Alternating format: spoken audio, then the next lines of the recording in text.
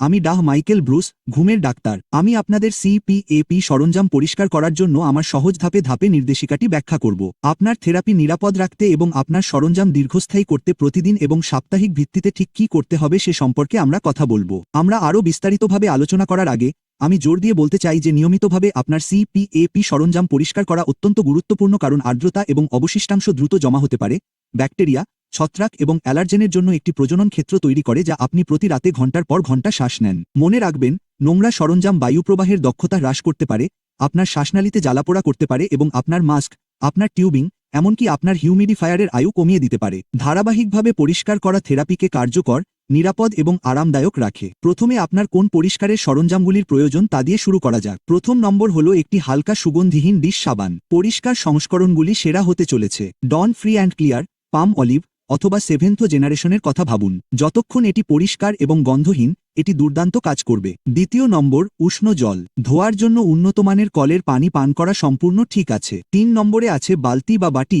যাতে আপনার যন্ত্রপাতি ধোয়া যায়। 4 নম্বরে আছে নরম স্পঞ্জ বা মাইক্রোফাইবার কাপড়, যাতে ঘষে পরিষ্কার করা যায়। আর 5 নম্বরে আছে শুকানোর জন্য একটি হাতের তোয়ালে। আপনার সিপিএপি যন্ত্রপাতি কতটা নোংরা হতে পারে তার উপর নির্ভর করে আপনার দুটি ঐচ্ছিক জিনিসের প্রয়োজন হতে পারে। তা হলো জীবাণুমুক্ত করার জন্য এবং দুর্গন্ধ দূর করার জন্য সাদা ভিনেগার, এবং আপনার পায়ের পাতার মোজা বিশেষ দিয়ে আরও গভীরভাবে ঘষে পরিষ্কার করার জন্য একটি সাধারণ টিউব ব্রাশ। এখন পরিষ্কার করার সময় এড়িয়ে চলার জন্য কয়েকটি জিনিস হলো ব্লিচ এবং অ্যালকোহল। এগুলো সরঞ্জামের জন্য খুব বেশি কঠিন। এই টুকরোগুলির কোনোটির জন্য ডিশওয়াশার ব্যবহার করবেন না। এবং আমার একটা উপকার করুন, প্রতিবার ভালোভাবে ধুয়ে পরিষ্কার না করা পর্যন্ত আপনার সিঙ্ক ভর্তি করা এবং ব্যবহার করা এড়িয়ে চলার চেষ্টা করুন। বালতিটি এর জন্যই। তাই আপনার মেশিন দিয়ে শুরু করে, অথবা আমি আপনার থেরাপি সিস্টেমের হৃদয় যা বিবেচনা করতে পছন্দ করি, এখানে আপনি প্রতিদিন যা করতে চান তা হলো। 1 নম্বরে আছে, আগের রাত থেকে আপনার হিউমিডিফায়ার ট্যাঙ্কের অবশিষ্ট পানি ড্রেনে ফেলে দিন এবং কিছু উষ্ণ কলের জল দিয়ে দ্রুত ধুয়ে ফেলুন। আপনি কখনোই আগের রাতের পানি উপরে থেকে উপরে তুলতে চাইবেন না। তারপর ট্যাঙ্কটি খোলা রেখে দিন, অথবা যদি এটি 2 টুকরো নকশার হয়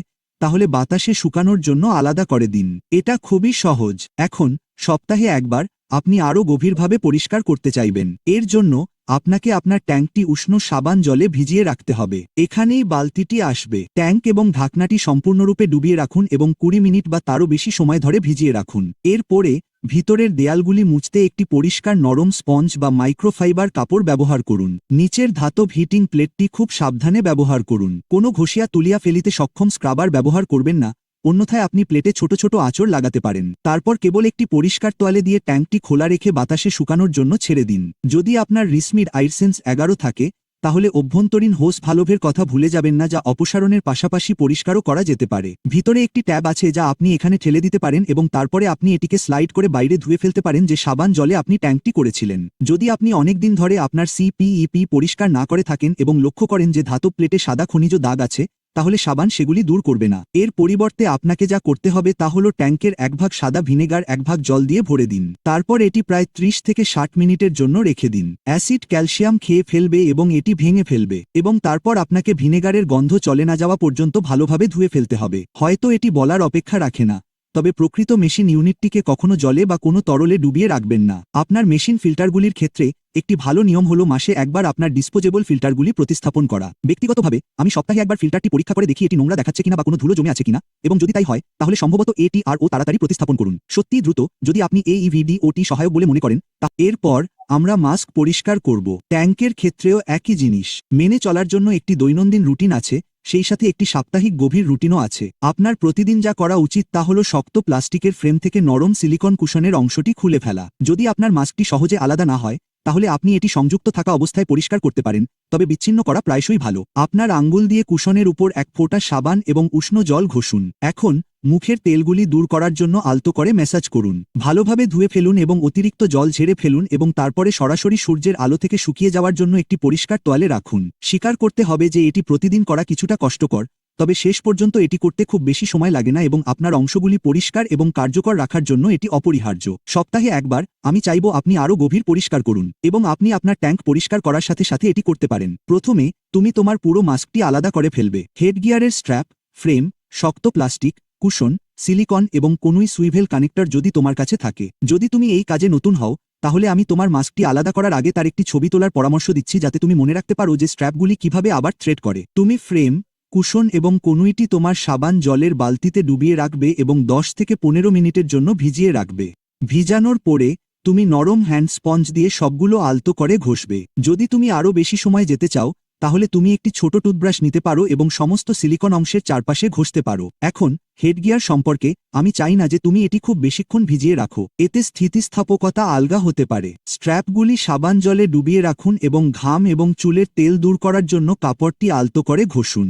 গরম জলের নিচে ভালো করে ধুয়ে ফেলুন যতক্ষণ না কোনো ফেনা না দেখা যায়। তারপর আলতো করে চেপে ধরুন। স্ট্র্যাপগুলি প্রসারিত হওয়ার সাথে সাথে আপনি এটিকে রিং করতে বা জোর করে মোচড় দিতে চান না। তারপর এটি একটি পরিষ্কার শুকনো তোয়ালের উপর সমতলভাবে শুইয়ে দিন। যদি আপনি এখানে শুকানোর প্রক্রিয়াটি দ্রুত করতে চান তাহলে আমি যা করতে পছন্দ করি তা হলো তোয়ালেটিকে স্লিপিং ব্যাগ বা বুরিটোর মতো শক্ত করে গুটিয়ে নিন যাতে ভিতরে স্ট্র্যাপ থাকে। স্ট্র্যাপ থেকে যতটা সম্ভব জল সরাতে রোলের উপর শক্ত করে চাপ দিন। তারপর এটি খুলে স্ট্র্যাপগুলিকে বাতাসে শুকানোর জন্য ঝুলিয়ে দিন। অর্ধেক সময়ের মধ্যে এগুলি শুকিয়ে যাবে। অবশেষে আপনি হোস পরিষ্কার করতে যাচ্ছেন। মনে রাখবেন, মাস্ক এবং মেশিন উভয় থেকে হোসটি সংযোগ বিচ্ছিন্ন করুন। আপনার বেসিনে গরম জল এবং কয়েক ফোঁটা হালকা ডিশ সাবান দিয়ে ব্যবহার করুন এবং হোসটি সম্পূর্ণরূপে ডুবিয়ে দিন।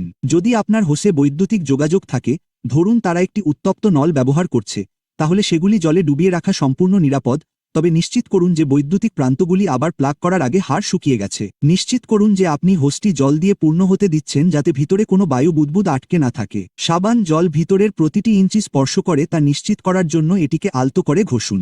যে কোনো বোফিল্ম আলগা করার জন্য এটিকে 10 থেকে 15 মিনিটের জন্য ভিজিয়ে রাখুন। আপনাকে প্রতিবার এই পরবর্তী পদক্ষেপগুলি করতে হবে না, তবে আপনি যদি সর্বাধিক পরিষ্কার পরিচ্ছন্নতা চান তাহলে এইগুলি বিবেচনা করা ভালো। যদি আপনার একটি টিউব ব্রাশ থাকে তাহলে ব্রাশটি হোসের এক প্রান্তে আলতো করে ঢেলে দিন। আলতো করে সামনে পিছনে ঠেলে দিন, কিন্তু যদি এটি আটকে যায় তবে জোর করে লাগাবেন না। এটি টেনে বের করুন এবং অন্য প্রান্ত থেকে পুনরাবৃত্তি করুন। শুধুমাত্র ভিজিয়ে রাখলে ব্যাকটেরিয়া দূর হয়, কিন্তু স্ক্রাবিং করলে ব্যাকটেরিয়া যেখানে থাকে সেখানে থাকা শারীরিক কাদা বা শ্লেষ্মা স্তর দূর হয়। এছাড়াও যদি আপনার হোস থেকে দুর্গন্ধ হয় অথবা আপনি ঠান্ডা লাগা থেকে সেরে উঠছেন তাহলে সাবান পানি ধুয়ে ফেলুন এবং 1 ভাগ সাদা ভিনেগারের দ্রবণ এবং 1 ভাগ জল দিয়ে হোসটি পুনরায় পূরণ করুন। অ্যাসিডিটি ছাঁচের স্পোর এবং ব্যাকটেরিয়াগুলিকে মেরে ফেলে যা সাবান মিস করতে পারে। এখন আপনি বেসিন থেকে হোসটি বের করতে পারেন। কলের নিচে এক প্রান্ত ধরে রাখুন এবং কমপক্ষে 30 সেকেন্ডের জন্য পুরো টিউবের মধ্য দিয়ে জলের একটি শক্তিশালী ধারা প্রবাহিত হতে দিন। টিউবের বাইরের অংশটিও ধুয়ে ফেলুন। নিশ্চিত করুন যে আপনি হোসটি থেকে সমস্ত ফেনা পরিষ্কার করেছেন। শুকানোর জন্য জলের ফোঁটাগুলি বের করার জন্য হোসটি বাইরে বা শাওয়ারে ঝাঁকান।